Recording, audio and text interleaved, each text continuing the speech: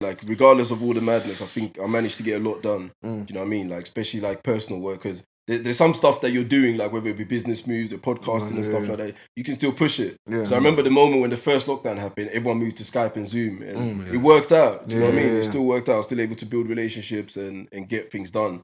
So it all comes down to like whether you're willing to push through or not. And if you don't, that's when you inevitably lose and take it out. But if you push through them, you're bound to win. Do you know what I mean? Because it's all about consistency, man. Because at the end of the day, if you can't get through this, and this is a little hiccup, because let's be real, a lot of people have lost their jobs and whatnot, but that's going to happen in life at some point. Yeah. You feel me?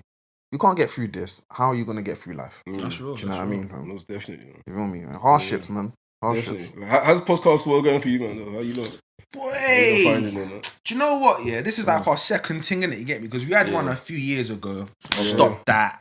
Get me? Then we was kind of on and off, and now we're like proper like on it, innit? So obviously, what we started this year, I feel like the podcasting, breaking down the game. Go and check that out. Yeah, definitely. I'll plug that. Yeah, like below. It's one of them ones where I feel like this year's been kind of just consistency and just building a mindset, and I'm hoping that with what we've gathered from this year, we can go into 2021 strong and just push and push and push. You feel me? But the podcasting is sick still, you get me? I love it, man. Because it's like therapy at times. 100. Yeah, you feel me? definitely. Like, and I'm not, in my real life, bro, I'm not a talkative guy, man. Yeah. You feel me? I'm very reserved and whatnot.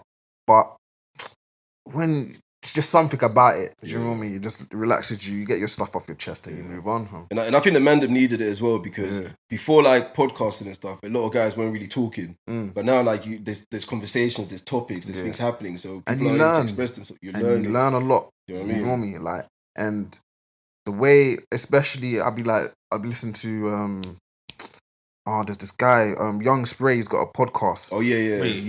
RTM. Yeah. I've been listening to a few bits and pieces. I'm thinking, do you know what?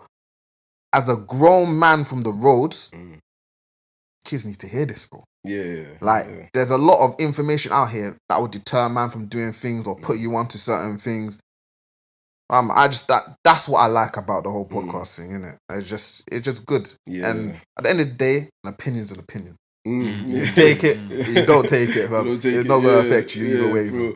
But yeah, no, it's true. Having like some of like the OGs or whatever, people that have been on road, people that have been in the music industry, because you got Bouncer on, he's one as well. Is it Pound Sterling as well? Yeah, got one as well. Pound Sterling's got one. Yeah, his one's hard. His one's really hard. I like it. He had one tune on Channel U, that shit was hard. Yeah. He's from your side. I thought you don't be listening to him. Is it Lucian or something? Yeah. So he's got his podcast as well, which is quite hard, and it's like you're hearing different life stories, different perspectives. As you said, it might deter people getting into some sort of madness, or just teaching them how to cope with certain environments. You know what I mean? And obviously, my one's very different in terms that I speak to various people. Yeah, it's it's like literally everything. Various topics. And the thing is mad because I'm learning at the same time. These are things that I'm actually interested in. So I'm able to have like a conversation with a scientist or with like an ex-trafficker or like an ex, you know what I mean? An ex-army guy that's got one arm and one leg who I recently had on as well. So it's like I'm picking up from so many people, and it's a learning experience. And the thing is, when you connect with people as well, it actually makes you a better person. That's one thing I realized.